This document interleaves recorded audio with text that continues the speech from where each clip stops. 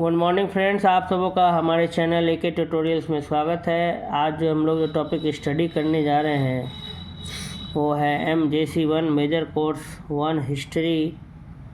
Major course 1 MJC1 history की जो है किताब है, उससे हम लोग जो है एक क्वेश्चन आज डिस्कस करेंगे सेमेस्टर 1 BA के छात्रों के लिए।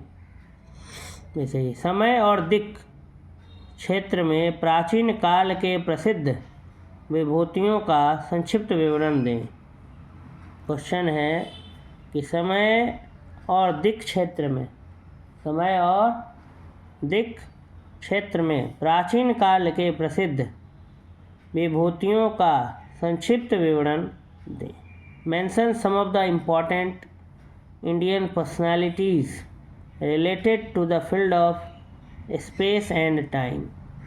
कह रहा है कि समय और दिक् क्षेत्र में प्राचीन काल के प्रसिद्ध विभूतियों का संक्षिप्त विवरण दे। Mention some of the important Indian personalities related to the field of space and time.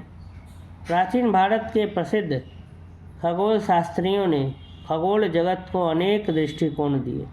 प्राचीन भारत है, जो एंशिएंट इंडिया है, उनके जो प्रसिद्ध जो खगोल शास्त्री हैं, एस्ट्रोनॉमर्स, उन्होंने खगोल जगत को, एस्ट्रोनॉमी को अनेक दृष्टिकोण दिए, अनेक विचार दिए। प्राचीन काल के जो प्रसिद्ध खगोल शास्त्रियों थे, उनके खगोल जगत को अनेक दृष्टिकोण दिए। इनके विवरण निम्नलिखित। पहला है आर्यभट्ट प्रथम।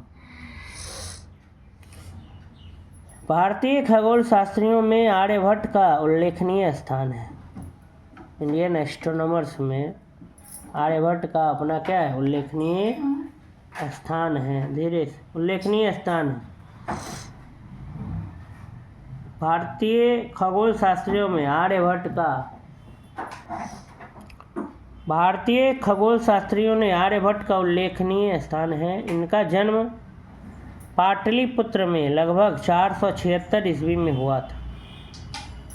ठीक है, आर्यभट्ट का जन्म पाटलिपुत्र में लगभग 476 ईस्वी में हुआ था। इनकी प्रमुख पुस्तक का नाम आर्यभट्टियम था। उनकी जो प्रमुख पुस्तक था उनका नाम क्या था, आर्यभट्टियम। यह खगोल शास्त्र से संबंधित है। ज्योतिष पर अपने सिद्धांतों का प्रतिपादन करने वाले आर्यभट्ट प्राचीनतम ज्ञात व्यक्ति थे। उन्होंने सूर्य केंद्रित सिद्धांत का प्रतिपादन किया, जिसमें उन्होंने ब्रह्मांडीय गतिविधियों का केंद्र सूर्य को माना और कहा कि सूर्य स्थिर है और पृथ्वी गतिशील। पृथ्वी सूर्य के चारों ओर चक्कर लगाती है।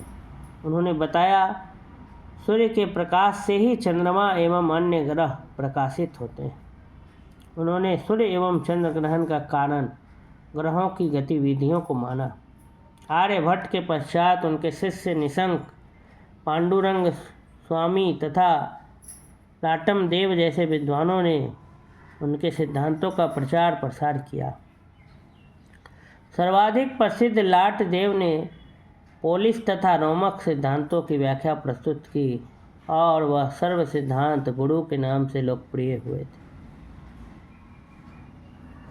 कह रहा है कि आर्यभट्ट प्रथम के बारे में बता रहा है कि भारतीय खगोल शास्त्रियों में आर्यभट्ट का उल्लेखनीय स्थान है।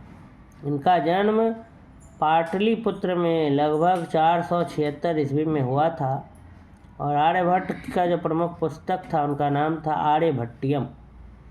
यह खगोल शास्त्र से संबंधित है। ज्योतिष पर अपने सिद्धांतों का प्रतिपादन करने वाले आर्यभट्ट प्राचीनतम ज्ञात व्यक्ति थे, सबसे पुराने ज्योतिष शास्त्र पर। उन्होंने सूर्य केंद्रित सिद्धांत का प्रतिपादन किया, जिसमें उन्होंने ब्रह्मांडीय गतिविधियों का केंद्र सूर्य को माना और कहा कि सूर्य स्थिर है और पृथ्वी गतिशील है। पृथ्वी सूर्य के चारों ओर चक्कर लगाती है। उन्होंने बताया सूर्य के प्रकाश से ही चंद्रमा एवं अन्य ग्रह प्रकाशित होते हैं। उन्होंने सूर्य एवं चंद्र ग्रहण का कारण ग्रहों की गतिविधियों को माना।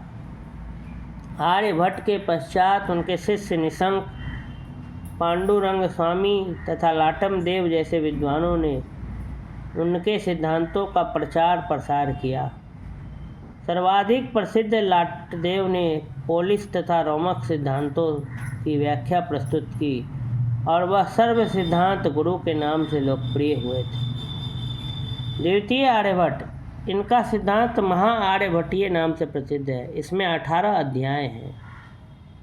लल्लाचार्य, इनका जन्म शक संवत 421 में हुआ था। इनके पिता का नाम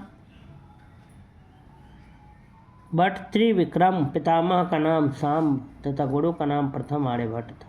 लल्लाचार्य गणित, जातक तथा संहिता तीनों स्कंधों में पूर्ण प्रवीण थे। बहुत एक्सपर्ट थे गणित में, जातक में और संहिता में।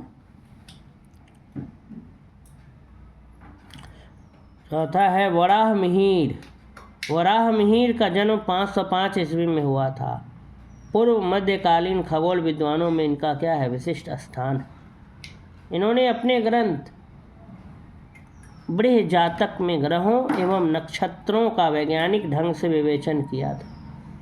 ग्रहों और नक्षत्रों का साइंटिफिक तरीके से एक्सप्लेनेशन किया था। किसने? वराह मिहिर ने। इन्होंने बृहजातक की रचना उज्जैनी में रहकर की। चंद्रगुप्त विक्रमादित्य के 9 रत्नों में इन्हें स्थान प्राप्त था। इन्होंने बृहत संहिता, लघु जातक, विवाह पटल, योग यात्रा और समास संहिता नामक ग्रंथों की रचना की। तो वराह मिहिर ने बहुत सारे ग्रंथ की रचना की थी। उसका नाम सब और याद रख लेना है कि बृहत संहिता के लेखक कौन है? वराह मिहिर। लघु जातक के लेखक कौन है? वराह मिहिर। विवाह पटल के लेखक कौन है? वराह मिहिर। योग यात्रा के लेखक कौन है? वराह मिहिर। समाज संहिता के लेखक वराह मिहिर। ठीक है।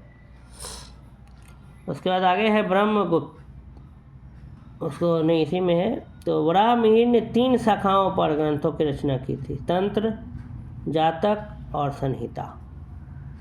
बृहत संहिता के 14वें अध्याय में भारतीय भूगोल का दिग्दर्शन मिलता है।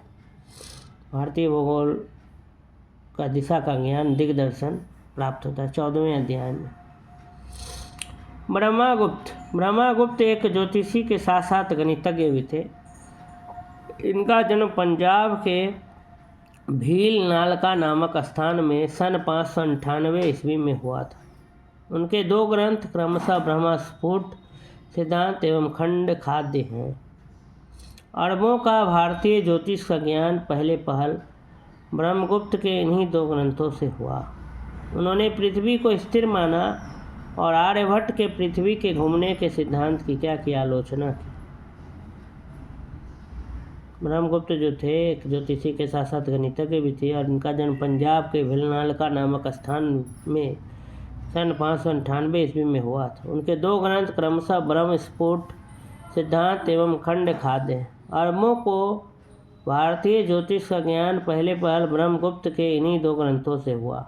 उन्होंने पृथ्वी को स्थिर माना तथा आर्यभट्ट के पृथ्वी के घूमने के सिद्धांत की आलोचना की।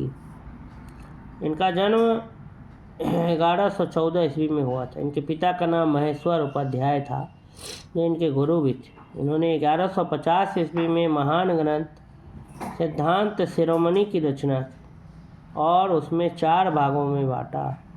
पाटी गणित या लीलावती, दूसरा बीज गणित, तीसरा गोलाध्याय, चौथा ग्रह गणित। भास्कराचार्य ने अपने अंतिम समय में करण कौतूहल नामक पुस्तक लिखी। इसमें पंचांग बनाने के तरीके लिखे। इनकी रचना लीलावती अंकगणित इतना प्रसिद्ध हुआ था। अकबर की आज्ञा से फौजी ने इसका फारसी में अनुवाद किया था, लीलावती का। तो भास्कराचार्य ने भी बहुत सारे ग्रंथ,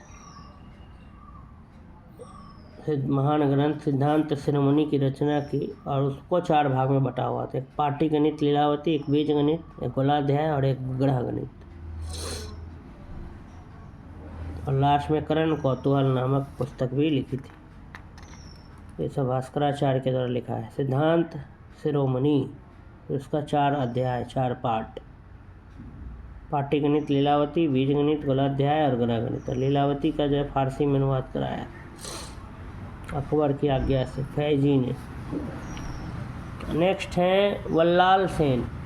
यह सेन वंशीय शासक लक्ष्मण सेन के पुत्र थे। इन्होंने अद्भुत सागर नामक ग्रंथ की रचना की और खगोल का इतिहास लिखने में यह ग्रंथ सहायक है तथा इतिहास की दृष्टि से भी उपयोगी। सेन वंशीय शासक लक्ष्मण सेन के पुत्र थे बल्लाल सेन। इन्होंने अद्भुत सागर नामक एक ग्रंथ की रचना की थी जिसमें खगोल का इतिहास लिखने में यह ग्रंथ सहायक है और इतिहास की दृष्टि से भी क्या उपयोगी। इस प्रकार जो है हमारा ये वीडियो यहीं पे समाप्त होता है। ठीक है, स्पेस और टाइम से जुड़े हुए जो भी पर्सनालिटीज़ थे उनको हमने स्टडी किया। अगर आपको ये वीडियो अच्छा लगा हो तो लाइक कर लें, शेयर करें और कमेंट सेक्शन में जाकर कमेंट करें कि आपको कैसा लगा ये वीडियो। धन्यवाद।